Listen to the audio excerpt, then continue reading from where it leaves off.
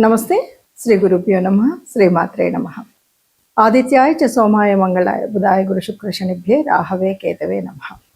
రెండవ పక్షంలోని గ్రహాల యొక్క ఉపస్థితి. మనకి ఆగస్టు మాసంలో రెండవ పక్షంలో కనిపించేటువంటి గ్రహాల్లో మొట్టమొదటిగా దీర్ఘకాలికంగా చెల్లించేటువంటి రాశులు ఏవి కూడా కదలకుండా అలాగే ఉంటాయి. వాటిలో ముఖ్యంగా మనకి కుజుడు అదే స్థానంలో, ఎందుకంటే 45 రోజులు కనుక అదే స్థానంలో కనిపిస్తాడు, అంటే వృషభంలో ఉంటాడు. బుధుడు మాత్రం మనకి కర్కాటక రాశిలో కనిపిస్తాడు. ఇక అలాగే రవి సింహరాశిలోకి వచ్చేస్తాడు. గురువు కర్కాటకంలోనే ఉంటాడు. ఇక కేతువు సింహరాశిలో, అలాగే రవి తన స్వస్థానంలో కనిపించడం అనేది మనం చూస్తాం. ఇక శుక్రుడు కన్యారాశిలో కనిపిస్తాడు.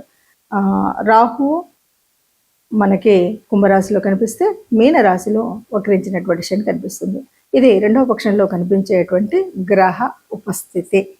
వచ్చేటువంటి మారేటువంటి గ్రహాల యొక్క యుతి, దృష్టి, వీటిని బట్టి వక్రగతి, వీటిని బట్టి కొన్ని మార్పులు అయితే ఉంటాయి.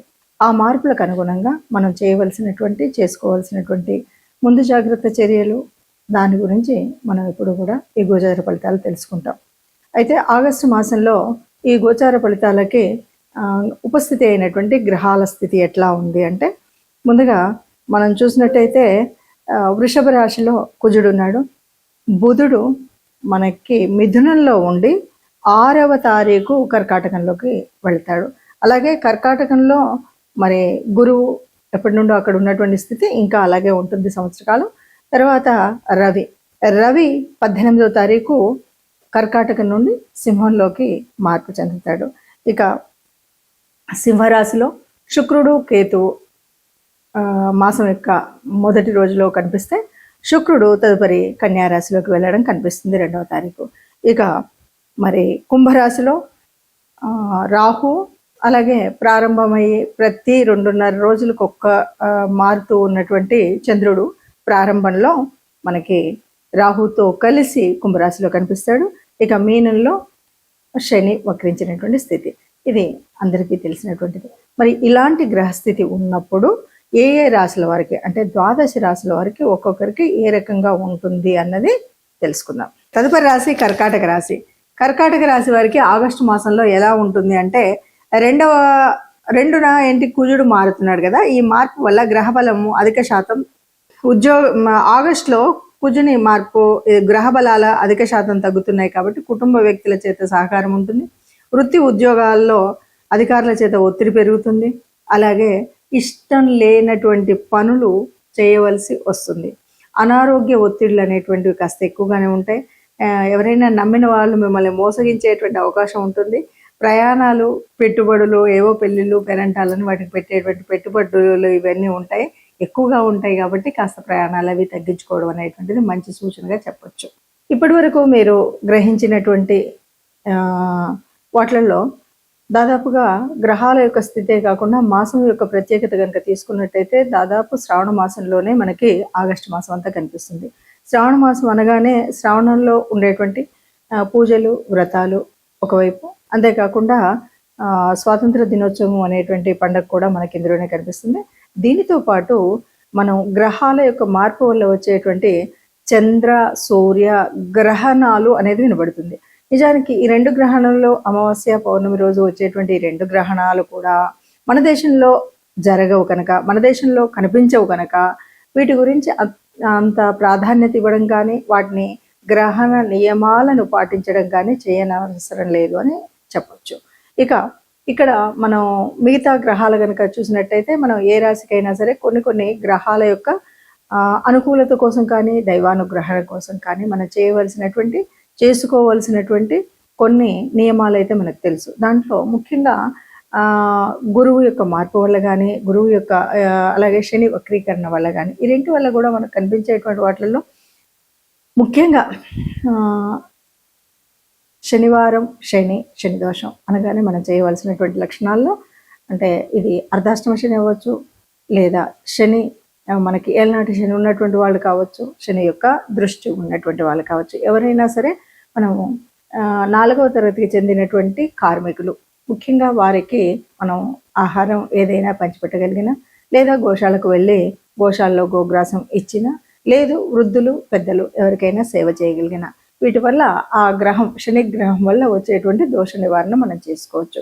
ఇంతే కాదు అంటే మనకు వీలు లేదు అంటే ఎవరైనా సరే వారి యొక్క ఇష్టదేవత అనుగ్రహాన్ని పొందడానికి నిత్యం దైవనామస్మరణ చేసినట్టయితే ఏ గ్రహాలు ఎలా ఉన్నా కూడా మన యొక్క ఆత్మస్థైర్యంతో ముందుకు వెళ్ళొచ్చు అని చెప్పొచ్చు. గ్రహాల అనుకూలత కానీ దైవానుకూలత కానీ కావాలి అంటే మనకి ప్రతిసారి మనం చెప్పుకున్నట్టుగానే జన్మజాతకంలో ఉన్నటువంటి దోషాలు కానీ గ్రహాల యొక్క స్థితి కానీ ఎందుకు ఉంటుంది అంటే అది పూర్వపుణ్య ఫలమే అని చెప్పొచ్చు.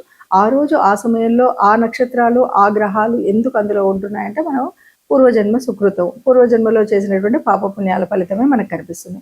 మరి దాన్ని వర్తమాన కాలంలో సరిచేసుకోవడము అన్నదే మనం చెప్పుకునేటువంటి జ్యోతిష శాస్త్రంలో ఉన్నటువంటి మార్పులు చేర్పులు.